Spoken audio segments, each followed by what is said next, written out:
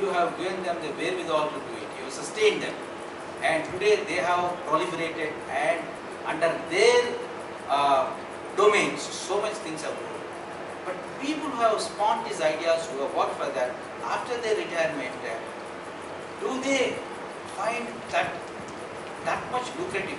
Not lucrative in the money sense, but that challenge can they take and say that, okay, I have advised so many people who have consulted with me to set up their industries, today they are prospering. Can I also venture into the field and do it? That is a big challenge. And I am glad that some of the people here have accepted the challenge, and they have in their own way turned to be entrepreneurs.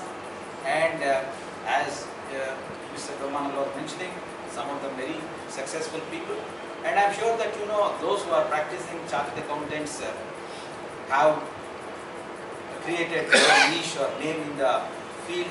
Similarly, as you were saying, from the legal fraternity, also people are practicing or consultants giving their legal advice, engineers doing their valuation job and all that. I think this is immensely satisfying. I am sure that the enthusiasm, even today I find that there is a lot of enthusiasm in the people who are working in the organization, and they are always on the move. This doesn't happen in other organizations, being always on the move. Because you have this contact, whether you work in the branch or in the head office, in the projects or some other wing, you are always in touch with the latest what is happening. And this I am sure is one young and agile. This is what should happen, and this is happening. And the objectives for which this Veterans Guild is started, one thing is good, that you meet all your friends, otherwise you will meet them on some social occasion, not necessarily that you meet all of them. But when you have a formal forum like this, when you meet, when you exchange notes, when you talk to each other, compare notes and see what is happening, how perhaps somebody could be useful. This is for the family members also, as Mr. Brahmananda was saying. The idea is to expand and involve the families, and also the idea he was saying was that to help out people who are in need of some kind of assistance. That's a great thing, because if society has given us something, the state has given us something, and today we are in some position where perhaps we can help out others. It's not always that happens. People have good intentions, good ideas, pious thoughts, but you cannot always implement, because you think that if you are having a lakh, you will say, maybe if I had 10 lakhs I would have done something, I would have helped him. If you have 10 lakhs, you will say, maybe if I had a crore, maybe I would have helped him. This way, we keep on postponing any altruistic notions that we have.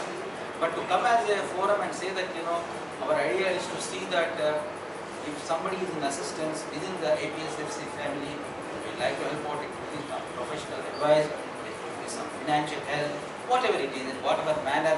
This is the strength you are showing that we are today how many members? In fact, 250 members are retired, sir. Yeah, 100 people there, and sure many more would add to the strength, and that strength will immensely help each other, I am sure. And I have all my good wishes to the organization, and I am sure that all the expertise that is there. Whenever I discuss with our officers any issue, they keep on mentioning when Mr. Brahmananda was there, or Mr. Venkaya was there, Mr. Kumar was there. Some of these names I keep on hearing. They are not new to me. And incidentally, Mr. Madan Gopal Swami and I work in a district. Oh, after a very long time we are meeting. I am glad that he could place me, and I have recognized him. And this is something that is to be cherished, this kind of relationship. And I am sure in the times to come, not only the officers here, but with their families, they'll have a wonderful time.